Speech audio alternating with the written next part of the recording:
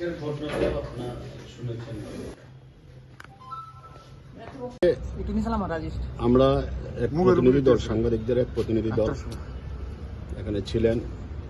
সেবক ভট্টাচার্য, বিশ্বন্ত ভট্টাচার্য, সরজিৎ পাল সহ অনেকেই ছিলেন। আমরা রঞ্জিত দেববর্মা, কুমরুম প্রেস ক্লাবের প্রেসিডেন্ট, সেক্রেটারি।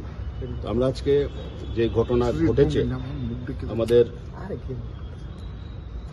মাননীয় এডিটর আজকের ফরিয়াদ কাগজের, ওনার বাড়িতে যেভাবে বিক্ষোভের নামে একটা অসভ্যামি করা হয়েছে, ওনাকে একটা ছবির মধ্যে লাল ক্রস দেখিয়ে খতম তালিকার মতন একটা হুমকি দেওয়া হয়েছে, এটা বিশ্রী পরিবেশ। এই ধরনের ঘটনা আগে আমরা কখনোই দেখিনি। এটা যে দেখিনি কোনো দেশেই আমরা দেখিনি।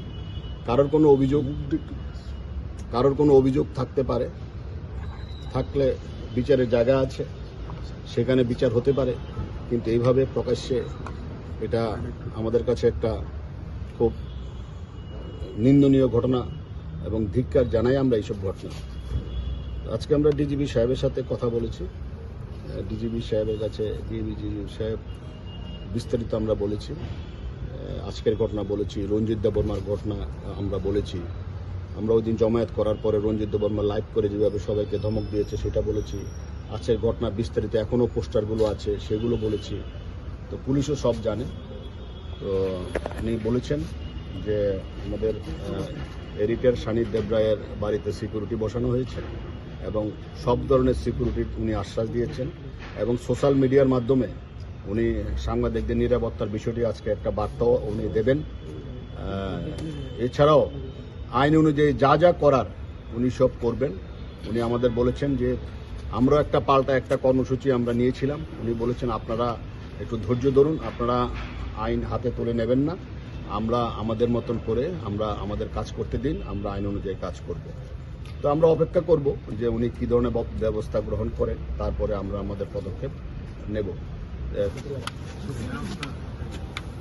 আসলে সুদীপ শান্তনু হত্যার পর থেকে এ রাজ্যের সাংবাদিকরা প্রতি মুহূর্তে একটা আতঙ্ক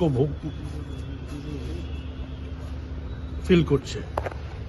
বিগত কয়েক বছর আমাদের মনে হয়েছিল এই আতঙ্ক থেকে আমরা বাইরে বেরিয়ে যাচ্ছে বোধহয়, যদিও বিচার হয়নি এখন।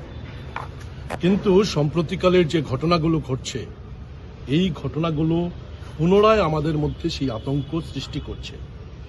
আমরা ডিজি সাহেবের সাথে কথা বলেছি এবং ডিজি সাহেবকে আগাম সতর্ক করেছি। আবারও সুদীপ শান্তনুর মতো ঘটনা কিন্তু ত্রিপুরা রাজ্যে ঘটতে চলেছে। এখনই যদি শক্ত হাতে দমন না করে এই বিষয়গুলোকে, তাহলে আবার সুদীপ শান্তনু হতে পারে।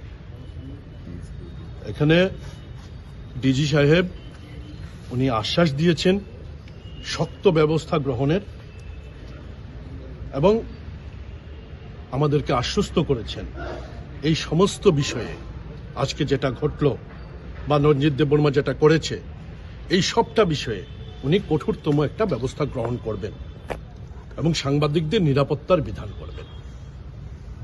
ধন্যবাদ।